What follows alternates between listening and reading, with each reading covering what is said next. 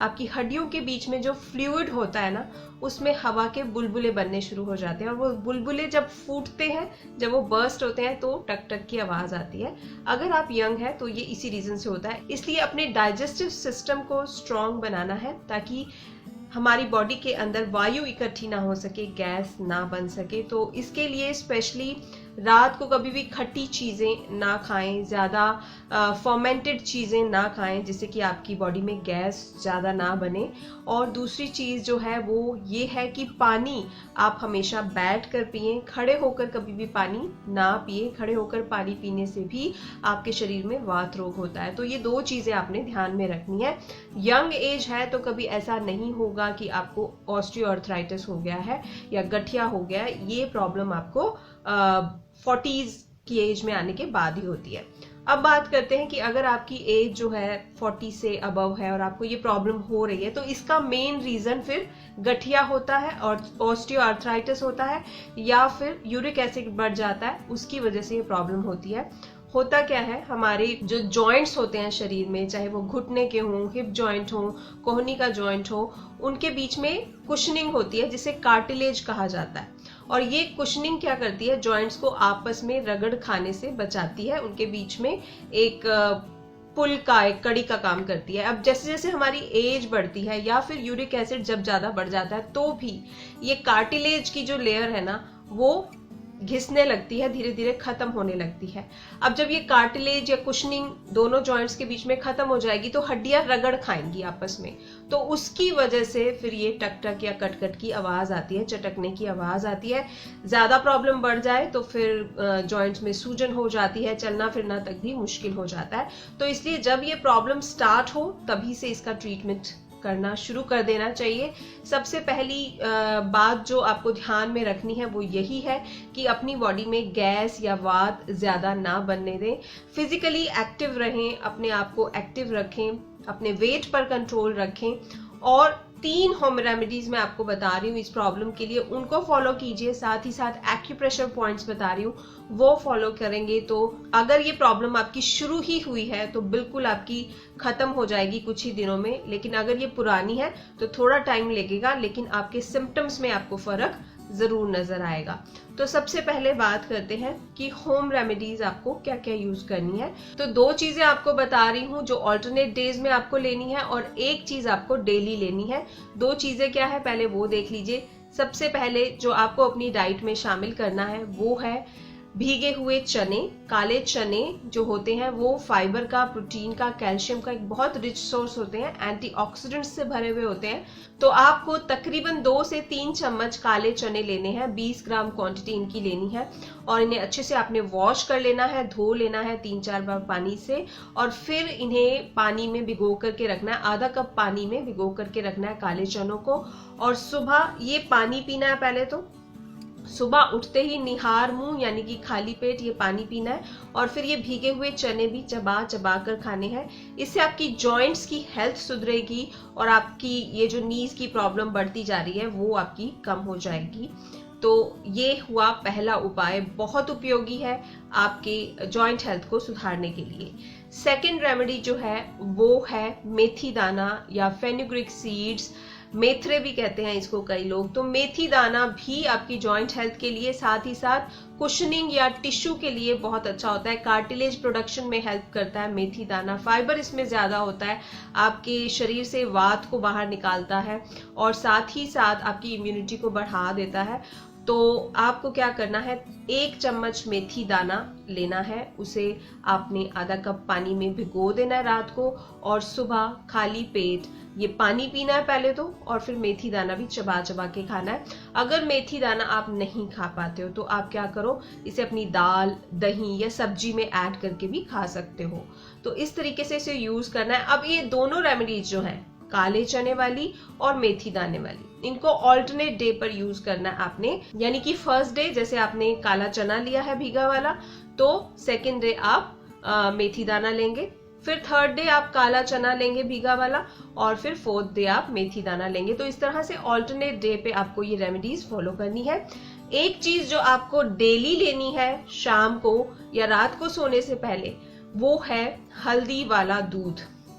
हल्दी वाला दूध आपकी जॉइंट हेल्थ के लिए रामबाण अमृत के समान है, बहुत अच्छा होता है और ये आपको कई तरह की दर्दों से भी बचाता है और आपकी इम्यूनिटी को भी बढ़ाता है। हल्दी नेचुरल एंटीबायोटिक होती है, साथ ही साथ आपकी हड्डियों के लिए, जोड़ों के लिए बहुत अच्छी होती है और दूध में भी ढेर सारा कैल्शियम होता है। तो जब ये दोनों चीजें मिलती हैं तो आपको बहुत ही अच्छे रिजल्ट्स देती हैं। हल्दी वाला दूध कैसे बनाना है ये आप देख लीजिए। 1 गिलास दूध आपने लिया, इसमें आपको आधा चम्मच हल्दी डालनी है। हल्दी घर की पिसी होनी चाहिए, कच्ची हल्दी आप बाजार से ले आइए और उसे घर में पीस लीजिए। मार्केट की पीसी हल्दी मत यूज कीजिए, बिकॉज उसमें कलर्स होते हैं और वो कलर्स ना आपके रेस्पिरेटरी सिस्टम को नुकसान पहुंचाते हैं, एलर्जीज पैदा करते हैं। तो घर में ला करके आपने हल्दी को पीसना है। आधा चम्मच हल्दी इसमें डालनी है और एक चीज डालनी है, वो है काली मिर्च। तो 1 पिंच के करीब काली मिर्च आपको 1 गिलास दूध में ऐड करनी है। काली मिर्च आपके शरीर में ब्लड फ्लो को बढ़ाती है और आपके मेटाबॉलिक रेट को भी बढ़ाती है। तो 1 पिंच काली मिर्च आपने इसमें ऐड कर देनी है। तो इन तीनों चीजों को अच्छे से आपने मिक्स कर लेना है और ये आपका हल्दी वाला दूध बन करके रेडी है। इसको आपने शाम को पीना है, या तो 5-6 बजे के करीब, या फिर रात को सोने से पहले। अगर आपको मिल्क लेने की हैबिट है तो आप रात को सोने से पहले भी इसे ले सकते हो। तो ये तीनों रेमेडीज जो मैंने आपको बताई हैं बहुत अच्छे से वर्क करती हैं आपकी जॉइंट हेल्थ के लिए। कमर में, घुटनों में, कंधे में दर्द है तो भी ये इफेक्टिव है। साथ ही साथ जो कार्टिलेज कम होता जा रहा है, जिसकी वजह से आपकी हड्डियों से टक टक की आवाज आ रही है, वो प्रॉब्लम भी आपकी दूर करेगी। अब बढ़ते हैं एक्यूप्रेशर की तरफ। एक्यूप्रेशर बहुत हेल्पफुल होता है आपके जॉइंट पेन की या जॉइंट प्रॉब्लम्स की अगर बात आती है तो। और अगर वात से रिलेटेड ये प्रॉब्लम है, मतलब आपके शरीर में वायु रोग है, उसकी वजह से ऑस्टियोआर्थराइटिस हुआ है और देन आपकी हड्डियों में चटक आ रही है या कटकट की आवाज आ रही है, तो एक्यूप्रेशर बहुत ही अच्छा है। तो एक्यूप्रेशर पॉइंट आप देख लीजिए। घुटनों में अगर आपको आ रही है आवाज टक टक की, तो आपने जो मिडिल फिंगर है उसका ये जो बीच वाला जॉइंट होता है ना, यहाँ आपको इस तरह से स्टिमुलेट करना है। चारों तरफ इसके आपको इस तरह से इस पॉइंट को एक्टिवेट करना है दबा करके। तकरीबन 2 से 3 मिनट के लिए आपको डेली दबाना है इस तरह से। इससे क्या होगा, आपके घुटने में ब्लड सर्कुलेशन तेज होगा और ये जो चटकने की आवाज आ रही है, टक टक की आवाज आ रही है, वो रुक जाएगी। जॉइंट्स में स्वेलिंग है अगर, वो आपकी ठीक हो जाएगी। और दर्द होता है अगर घुटने में, उठने बैठने में भी दर्द होता है, तो वो प्रॉब्लम भी आपकी दूर हो जाएगी। चलने फिरने की परेशानी आपकी ठीक हो जाएगी। तो मिडिल फिंगर के ये जो बीच वाला जॉइंट है, ये आपको स्टिमुलेट करना है, दोनों हाथों में करना है 2 से 3 मिनट के लिए, इस तरीके से। राइट, एक तो पॉइंट ये हुआ और एक और पॉइंट है वो भी आपको दबाना है, जरूर दबाना है। दूसरा जो पॉइंट है ना, वो आपकी रिंग फिंगर पे है, आपके नाखून के साइड्स में। ये जो नेल है आपका, उसके साइड में, जिसे नेल बेड भी कहते हैं, तो यहां पर आपको स्टिमुलेट करना है। ये देखिए, नेल के दोनों तरफ। दूसरे हाथ में भी इसी तरीके से करना है। ये आपकी रिंग फिंगर है, इसके नेल के दोनों तरफ आपने इस तरह से प्रेशर पॉइंट पर दबाना है हल्का हल्का। इससे अगर आपको पैरों में दर्द रहता है वो भी दूर हो जाएगा और घुटने की समस्या तो दूर हो ही जाएगी।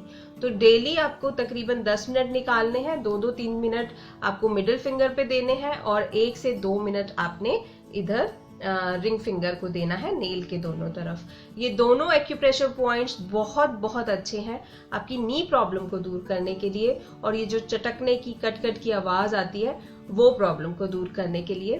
तो ये पूरा प्रोसेस आप फॉलो कीजिए। वो तीनों होम रेमेडीज जो मैंने आपको बताई हैं वो भी आपको करनी है।